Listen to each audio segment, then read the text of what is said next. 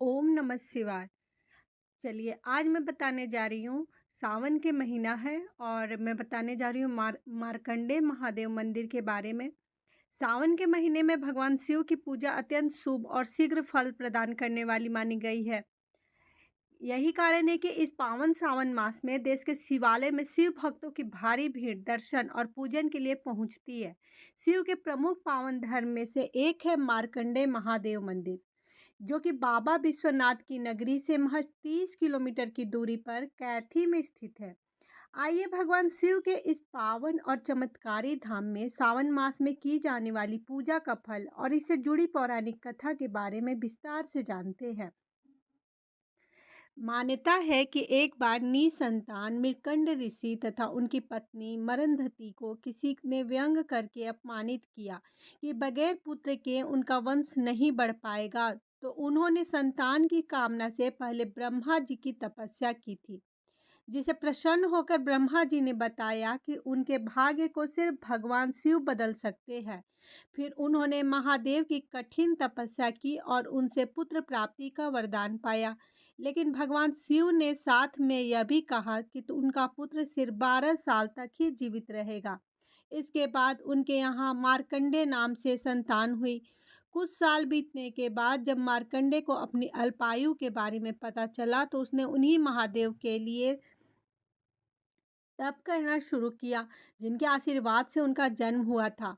फिर भगवान शिव ने उनकी तपस्या से प्रसन्न होकर उन्हें दीर्घायु प्रदान किया और यमराज को 12 साल की उम्र पूरी होने पर बगैर उनके प्राण लिए ही लौट जाना पड़ा। माँ गंगा और गोमती के तट पर स्थित मार्कंडे महादेव मंदिर के बारे में मान्यता है कि कभी इस स्थान पर राजा दशरथ के पुत्र प्राप्ति के लिए श्रृंगी ऋषि ने पुत्रेष्टि यज्ञ यात्रा करवाया था।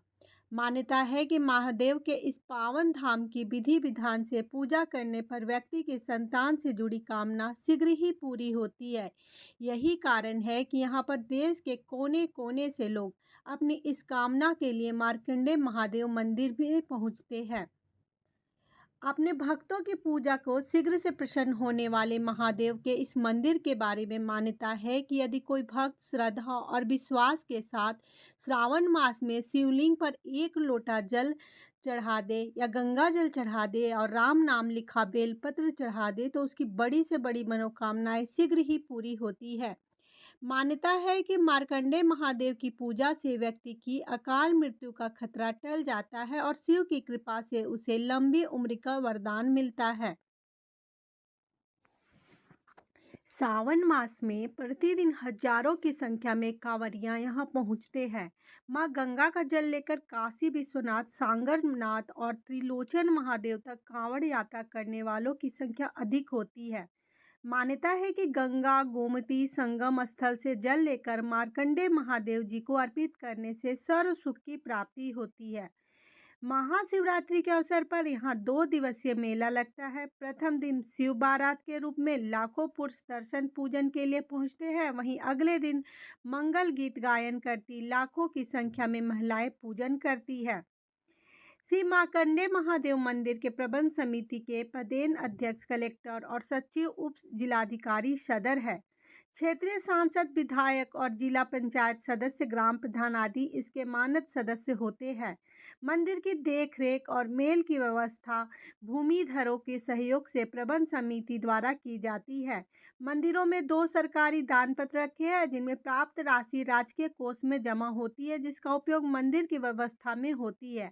स्थानीय युवकों का व्यवस्था में विशेष योगदान रहता है। भारत सरकार के संस्कृति विभाग और उत्तर प्रदेश के पर्यटन विभाग द्वारा इस धाम के विकास के लिए विगत वर्षों में कई प्रोजेक्ट के तहत सुंदरीकरण किया गया और जिससे बड़ी संख्या में पर्यटक यहां आने लगे हैं। संगम घाट, मार्कंडे महादेव घाट पर बोटिंग, चिड़ियों का दाना खिलाने, तैराकी आदि लुत्फ लेने वालों की संख्या में दिनों दिन इजाफा होता जा रहा है। पर्यटन परिजनों और बच्चों के साथ कैथी गंगा घाट के संगम घाट तक रिजर्व नाव द्वारा प्रवासी चिड़ियों को दाना खिलाते हुए गांगे डॉल्फिन का भी अवलोकन करते हुए तैराकी का आनंद लेते हैं। विभिन्न स्कूलों के बच्चे शैक्षिक भ्रमण के लिए यहाँ आते हैं और उन्हें जल परिस्थितियों को समझने का अवसर प्राप्त होता है।